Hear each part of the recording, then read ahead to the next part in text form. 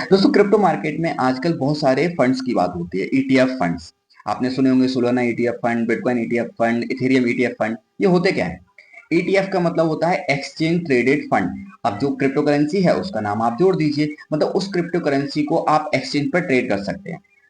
तो ये वर्क कैसे करता है? ये दो तरह के होते हैं। पहले होते हैं स्पॉट ट्रेडिंग फंड, दूसरे होते हैं फ्यूचर ट्रेडिंग फंड। अब स्पॉट ट्रेडिंग फंड मतलब होता है कि जितना भी, जैसे बिटकॉइन है, बिटकॉइन ट्रेडेड फंड है, तो बिटकॉइन में आपसे इन्वेस्टमेंट लिया जा रहा है। मतलब बहुत सारे आप जैसे इन्वेस्टर हैं जो कि उस ट्रेडेड फंड में बाय करेंगे उस फंड के शेयर को। तो जितना पैसा आपसे आ रहा है उतने ही पैसे से वो बिटकॉइन बाय करके रखेंगे एक कोल्ड वॉलेट में।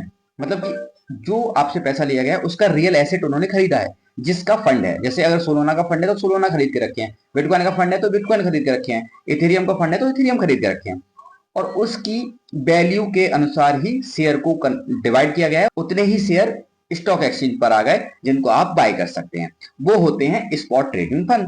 वहीं फ्यूचर ट्रेडिंग फंड की बात करें तो फ्यूचर ट्रेडिंग का कोई उनके पास एसेट नहीं होता है, बस फ्यूचर के जो कॉन्ट्रैक्ट होते हैं उनके बेसिस पर वो शेयर कुछ लॉन्च कर देते हैं एक्सचेंज पर और आप उसको ट्रेड कर सकते हैं। सो फ्यूचर ट्रेडिंग फंड और स्पॉट ट्रेडिंग फंड में अंतर होता है। और ईटीएफ का मतलब है कि वो एक्सचेंज पर ट्रेड हो सकते हैं। अब अंतर क्या है? आप डायरेक्ट भी बिटकॉइन में बाई कर सकते हैं, तो आपको ईटीएफ लेने की क्या जरूरत है?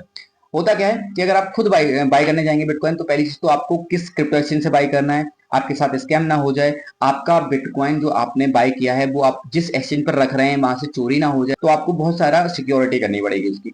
एक्सचेंज ट्रेडेड फंड में क्या है कि एक जानी मानी कंपनी, एक फंड मैनेजर बहुत सारे लोगों का पैसा लेकर के बहुत बड़े अमाउंट में उस बिटकॉइन को या उस एसेट को खरीद रहा है और उसको कोल्ड वॉलेट में रख रहा है। मल्टीपल लेयर की सिक्योरिटी है, तो वहां से फंड चोरी नहीं हो सकता, और होता है तो वो फंड मैनेजर की जिम्मेदारी होगी।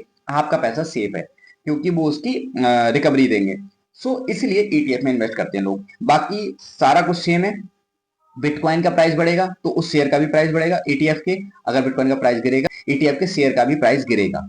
सो सेम ही ट्रेडिंग रहती है और प्राइस के अकॉर्डिंग ही रहती है। और जब कोई बिटकॉइन ईटीएफ से बाहर आता है तो उतने बिटकॉइन उन्हें बेचने पड़ते हैं लिक्विडेट करने के लिए। सो ईटीएफ डायरेक्ट बिटकॉइन खरीदने जैसा ही है, बट यही है कि यहाँ पर एक कंपनी आपके बिहाफ पर खरीद रही है और आपका अमाउंट बहुत छोटा सा है, तो बहुत सारे लोगों से छोटा छोटा अमाउंट लेकर के एक बड़े अमाउंट में खरीद रही है ताकि ज्यादा प्रॉफिट कमा सके, बड़े अमाउंट में बेच सके।